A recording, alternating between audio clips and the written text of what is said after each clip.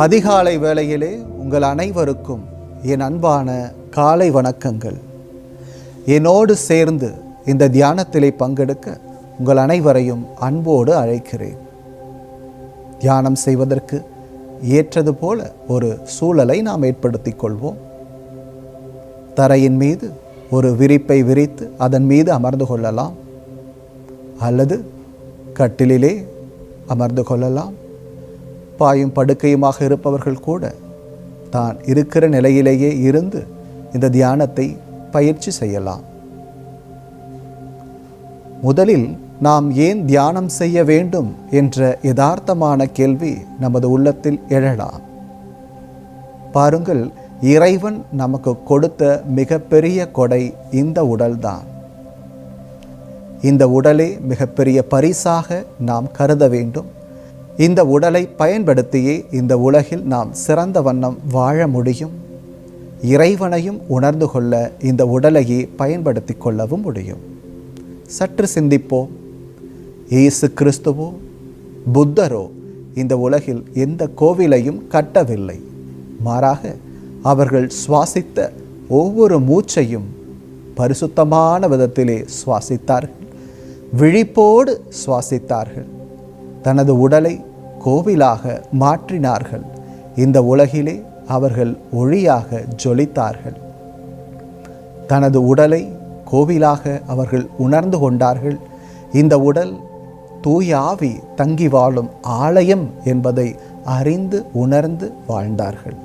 ஆகவே நாமும் இறைவன் நமக்கு கொடுத்த இந்த உடலை பயன்படுத்தி சிறந்த முறையில் தியானம் செய்து விழிப்போடு சுவாசித்து நாம் இந்த உடலின் வழியாக இறைவனை இந்த தியானத்திலே உணர்ந்து கொள்வோம்.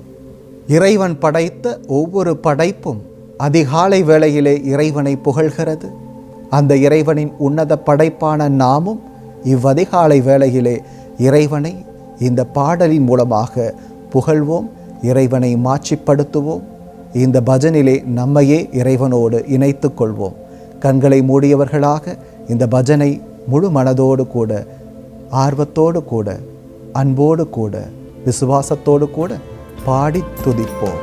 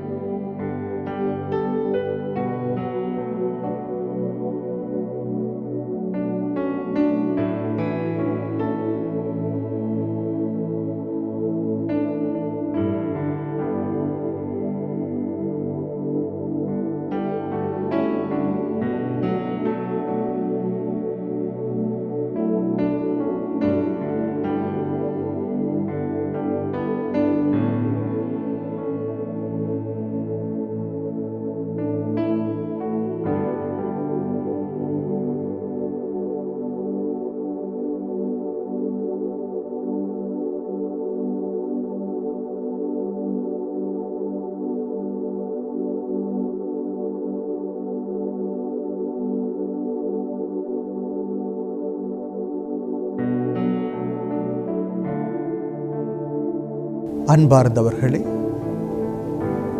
நாம் இந்த தியானத்திலே நமது குடும்பத்தை பலப்படுத்த போகிறோம்.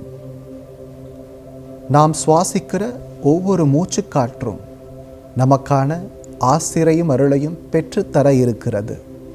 ஆகவே நாம் மூச்சினை உள்ளிழுக்கிற போதும் மூச்சை வெளிவிடுகிற போதும் எதை நினைத்து கொள்ளுகிறோமோ, யாரை நினைத்து கொள்ளுகிறோமோ அவர்கள் பலம் பெறுவார்கள். அவர்கள் ஆற்றல் அடைவார்கள்.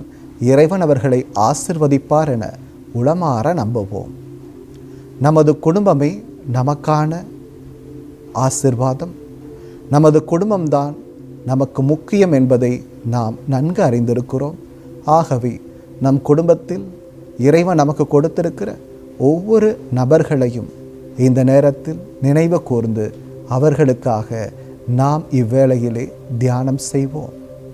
கண்களை மூடி ஒவ்வொரு நபராக நாம் சிந்தித்து பார்ப்போம்.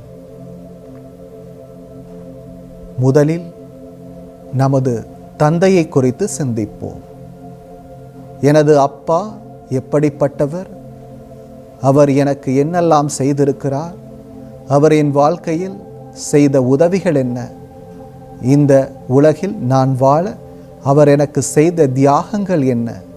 நான் சிந்தித்து பார்க்கிறேன். என் தந்தைக்காக நான் ஜெபிக்கிறேன். என் தந்தை ஆரோக்கியத்தோடும் பலத்தோடும் ஆற்றலோடும் இறை ஆசீர்வாதத்தோடும் வாழ வேண்டும் என நான் பிரார்த்திக்கிறேன். என் தாயை நினைத்து கொள்கிறேன். என் தாய் நான் இவ்வுலகில் வாழ எனக்கு என்னவெல்லாம் செய்திருக்கிறார் என நினைத்து பார்க்கிறேன். என்னை பெற்று வளர்த்து ஆளாக்க அவர் செய்த தியாகத்தை எல்லாம் இந்த நேரத்திலே நினைவு கூறுகிறேன். என் தாய் நன்றாக இருக்க வேண்டும், ஆரோக்கியத்தோடு வாழ வேண்டும். இறைவா அவரை பலப்படுத்து என நான் பிரார்த்திக்கிறேன். என் உடன் பிறந்த சகோதரர்களை நினைத்து கொள்ளுகிறேன். என் சகோதரர்கள் எனக்கு பலமாய் இருக்கிறார்கள், எனக்கு சக்தியாய் இருக்கிறார்கள். என் உடன் பிறந்தவர்கள் என்னோடு கூட வாழ்கிறார்கள். எனக்கு துணையானவர்கள் அவர்கள். இறைவன் அவர்களை ஆசிர்வதிக்க வேண்டும், பலப்படுத்த வேண்டும், அவர்கள் வாழ்வு சிறக்க வேண்டும் என நான் மனதார பிரார்த்திக்கிறேன். என் சகோதரிகளை நினைத்து கொள்ளுகிறேன். தாய்க்கு பிறகாக அவர்கள்தான் என்னை அக்கறையோடு பார்த்து கொள்ளுகிறார்கள், கவனித்துக் கொள்ளுகிறார்கள். என் வாழ்க்கையின் மகிழ்ச்சிக்கும் அன்புக்கும் காரணமாக இருக்கிறார்கள். இறைவன் என் சகோதரிகளை நிறைவாக ஆசிர்வதிக்க நான் வாஞ்சிக்கிறேன். என் நண்பர்களை நினைத்துக் கொள்கிறேன். எனக்கான பக்க பலமாக என் தோல்விகளிலும் என் சறுக்கல்களிலும் என்னை தூக்கு நிறுத்துகிற தூண்களாக என் நண்பர்களே இருக்கிறார்கள். இறைவன் என் நண்பர்களையும் அவர்கள் குடும்பங்களையும் ஆசிர்வதிப்பாராக. என் எதிரிகளையும் என்னை வெறுப்பவர்களையும் என்னை ஒதுக்குபவர்களையும் இந்த நேரத்தில் நினைத்துக் கொள்கிறேன். அவர்களும் என் வாழ்க்கையிலே எனக்கு படிப்பனையாய் இருந்திருக்கிறார்கள். அவர்கள் இல்லை என்றால் நான் இன்னும் அதிகமாய் வளர்ந்திருக்க முடியாது. அவர்கள் எனக்கு ஆசானாய் இருந்திருக்கிறார்கள். அவர்கள் என்னை கேள்வி கேட்டிருக்கிறார்கள், என்னை எதிர்த்திருக்கிறார்கள், என்னை தட்டி கேட்டிருக்கிறார்கள். அவர்களையும் இந்த நேரத்தில் நினைத்துக் கொள்கிறேன். அவர்களை இறைவன் ஆசிர்வதிக்கட்டும். இறைவா, இந்த உலகிலே என்னை மதித்து நீர் எனக்கு கொடுத்த ஒவ்வொரு உறவுகளையும் நினைத்து நன்றி கூறுகிறேன். உறவுகளை பலப்படுத்தும் சுவாமி, உறவுகள் வழியாக என்னை ஆசிர்வதித்த கிருபைக்காய் உமக்கு கோடான கோடி நன்றிகளை சமர்ப்பிக்கிறேன். இறைவா, நன்றி நன்றி.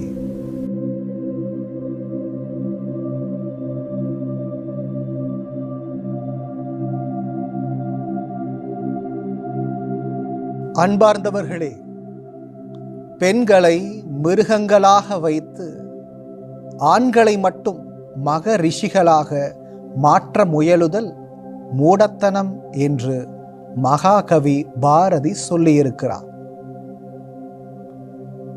இறைவன் மனிதன் தனிமையாக இருப்பது நல்லது அன்று என உணர்ந்து அவனுக்கு துணையாக இணையாக பெண்ணை படைத்தான். மனிதனுக்கு ஒரு துணை அவசியம் என்று மனுஷியை படைத்தான் இறைவன். ஆகவே பெண்மை உயராமல் ஆண்மை உயராது என்பதுதான் இங்கு சாத்தியம். சற்று சிந்திப்போம். நாம் நம் மத்தியில் நம் குடும்பத்தில் உள்ள பெண்களை மதிக்கிறோமா, போற்றுகிறோமா? பெண்மை போற்றுவோம். அனைவருக்கும் காலை வணக்கம்.